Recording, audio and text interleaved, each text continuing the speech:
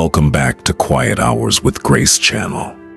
Before we begin, let us pray. Eternal and Most High God, the weaver of time and the architect of the soul, I bow before your majesty in the quietness of this hour. I come not with the noise of my demands, but with the humble offering of my breath. Lord, I acknowledge that you are the great I am, while I am but a vessel of clay, fashioned by your hands and sustained by your grace. I confess that the world has left its dust upon my spirit, and the cares of this life have cluttered the sanctuary of my heart. Today, I set aside my titles, my worries, and my self-sufficiency to simply adore you. I praise you for the beauty of the dawn, the complexity of the heavens, and the unsearchable depths of your mercy. Let the incense of my worship rise to your throne, not because I am worthy, but because you are holy. Strip away the layers of pride that have kept me distant and wash me in the river of your love. In the sovereign and restorative name of Jesus Christ, I surrender my life afresh to your divine will. Amen. Praise is more than a religious ritual. It is a spiritual alignment that positions the human heart to receive the frequencies of heaven. When we praise God, we are not informing him of his greatness. He is already fully aware of his glory. Rather, we are reminding our own souls of his supremacy. In Psalm 103, David commands his soul to bless the Lord and forget not all his benefits. This intentional focus on the goodness of God acts as a spiritual solvent, dissolving the bitterness of past wounds and the anxieties of the future. Praise shifts our gaze from the mountain of our problems to the mountain mover who holds the universe in his hands. When we worship in humility, we create a vacuum that the Holy Spirit is eager to fill. It is in this atmosphere of adoration that the soul begins to breathe again, finding its rhythm not in the chaos of the world, but in the heartbeat of the Creator. Lord, help us to realize that our praise is a weapon against despair. Teach us to worship you, not just for what you do, but for who you are, the unchanging rock in a shifting world. The human heart is like soil. If it is not tended, it becomes hard, parched, and resistant to the seeds of life. Life's disappointments, the sting of betrayal, and the repetition of our own mistakes can create a callousness that prevents us from feeling the still, small voice of God. In Ezekiel 36:26, God promises, "A new heart also will I give you, and a new spirit will I put within you, and I will take away the stony heart out of your flesh." Renewal is not a self-help project, it is a divine surgery. To ask for a renewed heart is to invite God to break up the fallow ground of our inner being. This process requires a holy vulnerability, the willingness to let God touch the places that hurt the most. When we allow him to remove the stone, we find that we can finally feel again, love again, and hope again. Renewal is the quiet miracle where the old habits of the mind are replaced by the fresh perspectives of the kingdom. Holy Spirit, perform a deep work within us today. Soften the areas where we have become brittle and cynical. Give us a heart that is tender toward your word and resilient against the enemy's lies. O great physician, I lift up the one who feels that their soul is fractured and their light has grown dim. For the one who carries the invisible scars of a broken past and the heavy burden of not being enough, Lord, I pray that you would pour the oil of joy into their wounds right now. I speak a divine mending over the broken pieces of their identity. Where there has been trauma, let there be your tranquilizing peace. Where there has been rejection, let there be the solid assurance of your adoption. I ask that you would breathe into the dry places of their spirit, restoring the color to their world and the song to their heart. Lord, you said that a bruised reed you would not break. Hold them gently in your hands until they are whole again. Lord, be the balm of Gilead for the weary. Restore the years that the locusts of depression and fear have eaten. Let them feel the warmth of your healing light penetrating the deepest shadows of their soul. The desire to draw closer to God is the ultimate goal of the human experience, yet it is a journey that requires intentionality. James 4:8 gives us a binary promise. Draw near to God, and He will draw near to you.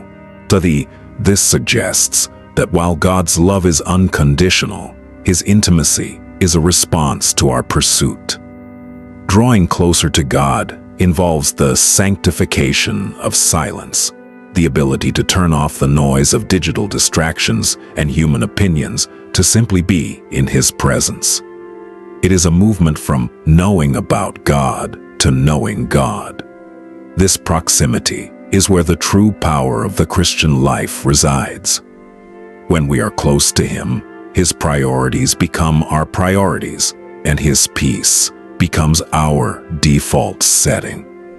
To be close to God is to be shielded from the atmospheric pressures of worldly culture. Heavenly Father, draw the boundary lines of our lives closer to your throne. Forgive us for seeking satisfaction in the broken cisterns of this world. Let our greatest ambition be to simply abide in the shadow of your wings. There is a unique healing power in the sacrifice of tears when they are shed in the presence of the Father. Psalm 56:8 tells us that God puts our tears in His bottle. Not a single drop of our sorrow is wasted or ignored by heaven. Healing of the soul often begins with the release of the pent-up pain that we have tried to manage on our own. In the economy of God, our brokenness is the very thing that qualifies us for His strength. Surrender is not the admission of defeat, but the acceptance of a greater victory. When we stop fighting to maintain our mask and simply collapse into the arms of God, the healing process accelerates. It is in the depths of our surrender that we discover the heights of His grace. Lord Jesus, we surrender our need to be fine and our desire to be in control. We give you our tears, our frustrations, and our hidden grief. We trust that your hands, which were scarred for us, are the only hands capable of truly mending us. Renewal and healing are sustained through the consistent practice of the secret place. This is the internal altar where we meet God away from the performance of public life. In the secret place, we are not defined by our productivity or our reputation, but by our sonship and daughtership. It is here that the soul is recalibrated.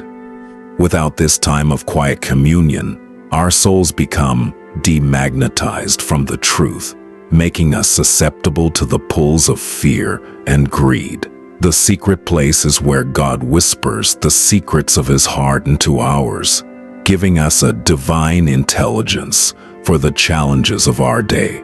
It is the spiritual charging station where our strength is renewed like the eagle's. Lord, draw us into the deep waters of your presence.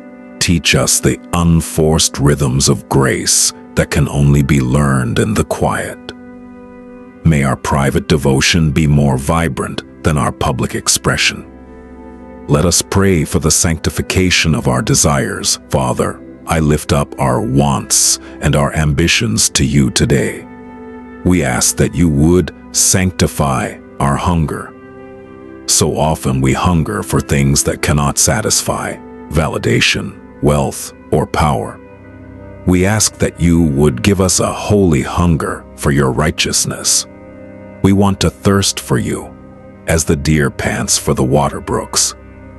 I pray that you would reorder our loves until you are at the very center of our affections. When our desires are aligned with your heart, we find a peace that no earthly success can duplicate. We ask that you would heal our appetites so that the things of this world grow strangely dim in the light of your glory and grace. Lord, be our one thing. Simplify our lives until our primary goal is to please you, and our primary joy is to be found in you. Let your presence be the only prize we chase. A soul that has been praised, filled, renewed, and drawn close to God cannot help but radiate a divine glow. This is the light that Jesus spoke of when he said, "We are the light of the world." A healed soul becomes a hospital for others. When we have been comforted by God, we receive the anointing of the Comforter to help those who are in the same darkness we once occupied. Our renewal is not just for our own benefit, it is for the healing of the nations. As we walk in the peace of God, we become atmosphere changers in our homes, our workplaces, and our communities.